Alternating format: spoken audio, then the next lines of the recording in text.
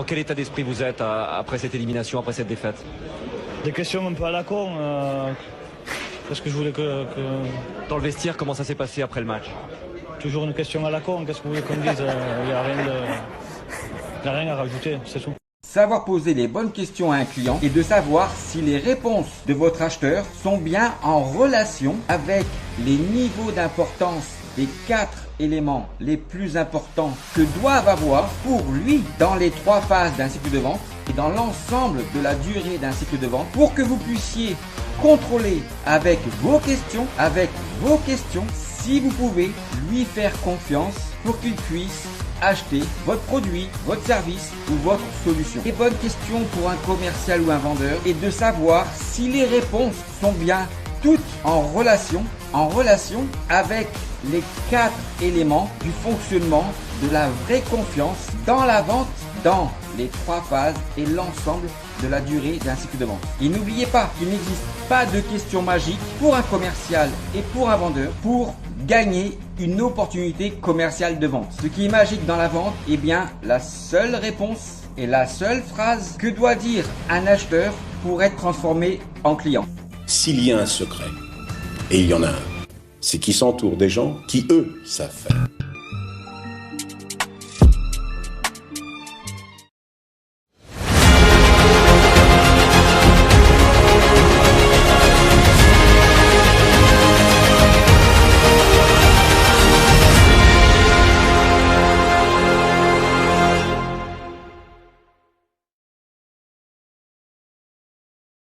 Dans cette vidéo, je vais vous expliquer pourquoi cette fameuse scène de la vente du stylo est vraiment tout sauf de la vente. Cette scène, vous la connaissez sûrement. Et pour pouvoir réussir à vendre ce stylo, que fait le vendeur? Il demande à son acheteur, il lui demande d'écrire son nom sur une putain de serviette. C'est à ce moment-là que pour pouvoir écrire son nom sur une serviette, il lui faut un stylo. Et pourquoi cette scène est tout sauf de la vente? Je vais vous le dire maintenant. D'abord, la première chose est d'avoir répondu, c'est l'offre et la demande.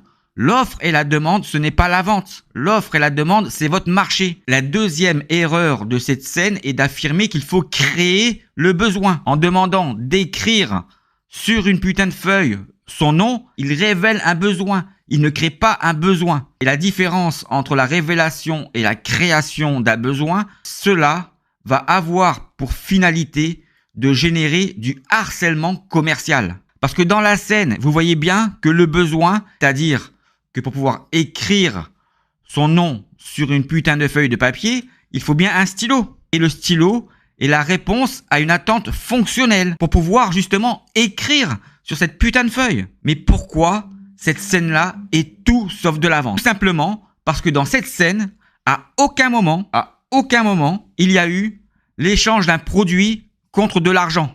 Voilà pourquoi cette fameuse scène est tout sauf de la vente. Mais si maintenant vous souhaitez savoir comment fonctionnent les 4 éléments les plus importants pour un acheteur dans les 3 phases d'un cycle de vente pour pouvoir concrétiser une opportunité commerciale en la gagnant à travers l'échange d'un produit contre de l'argent, dans la deuxième heure de ma formation Mieux Vendre, je vous explique en détail comment fonctionnent les 4 éléments dans l'ensemble des 3 phases d'un cycle de vente. Alors pour terminer cette vidéo, maintenant que vous savez pourquoi cette fameuse scène est tout sauf de la vente, excusez-moi d'avance d'être grossier avec vous maintenant, mais la prochaine fois que vous allez perdre un deal en imaginant que cette scène est de la vente, alors je vous souhaite d'avoir bien mal au cul la prochaine fois que vous allez perdre un deal en ayant imaginé que cette scène est une scène qui va vous permettre de gagner vos deals. En attendant, je vous souhaite à tous et à toutes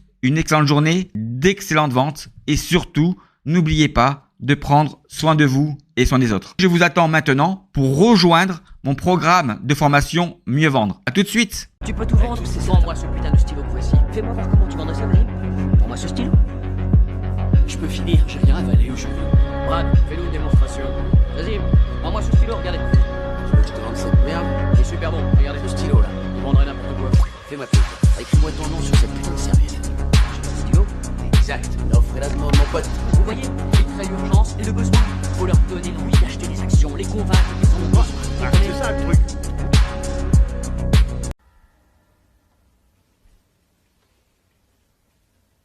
Ceci est notre structure. Une sorte de programme de chargement.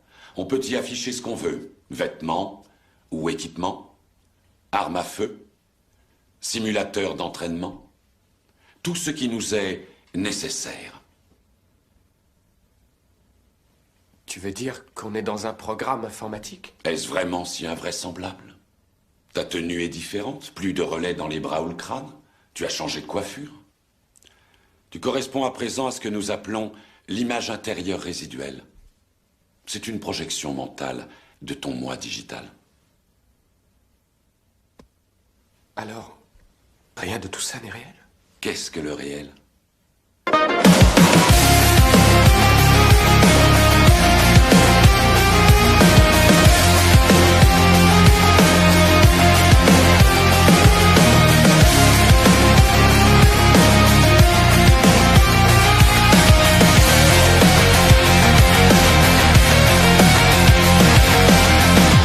Bienvenue dans la Matrix commerciale. Je vais t'expliquer dans cette vidéo comment tu vas faire pour pouvoir réussir à intégrer dans ton cerveau pour que tu puisses avoir tous les bons réflexes lors de l'exécution de l'ensemble de tes actions dans les 3 phases d'un cycle de vente pour gagner tes deals.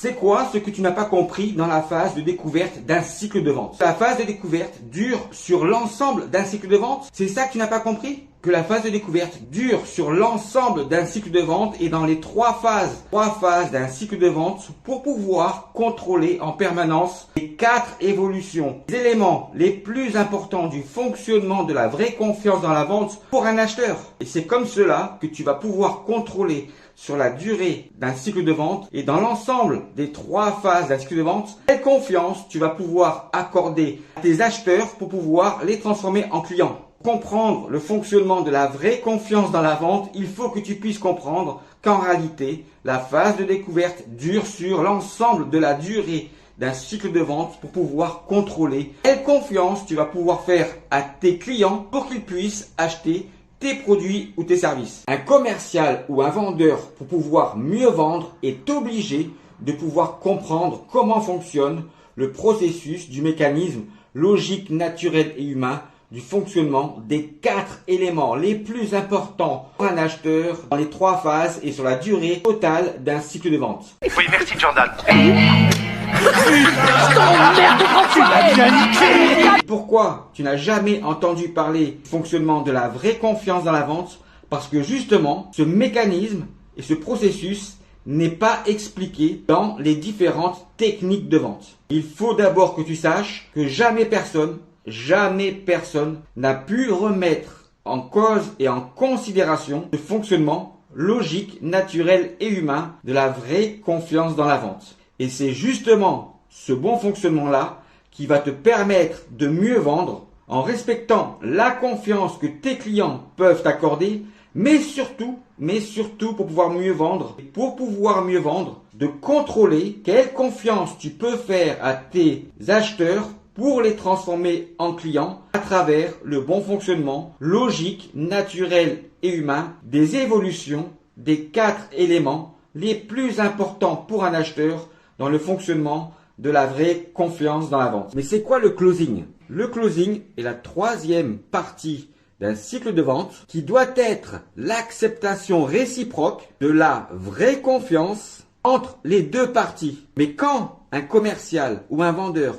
ne sait pas comment fonctionne le mécanisme logique, naturel et humain de l'évolution des 4 éléments dans chacune des 3 phases d'un cycle de vente, alors il pratique une démarche commerciale basée sur la défiance d'un client pour pouvoir arracher une commande. Oui, merci Jordan.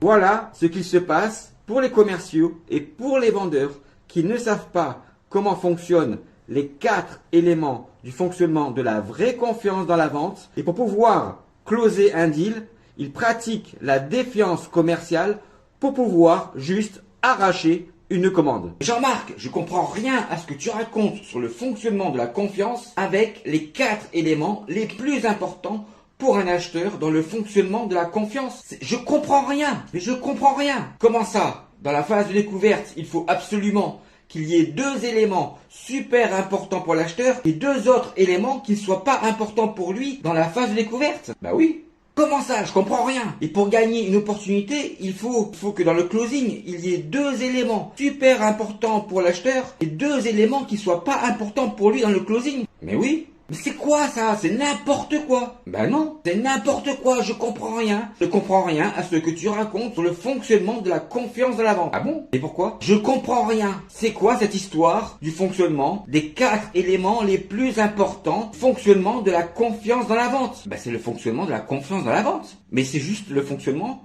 logique, naturel et humain de la confiance dans la vente. Et non, je comprends rien. Pour qu'un client puisse acheter, il faut que un des 2 éléments qui sont les plus importants pour lui dans la phase de découverte soit également un des 2 éléments les plus importants pour lui dans le closing.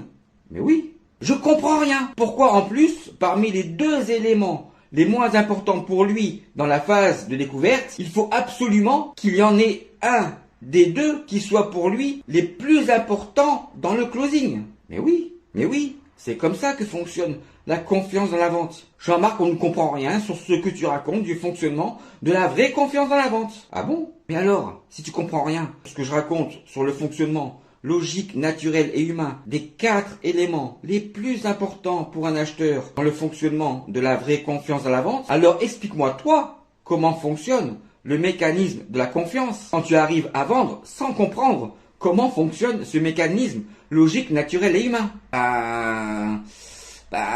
Non, ne m'explique pas.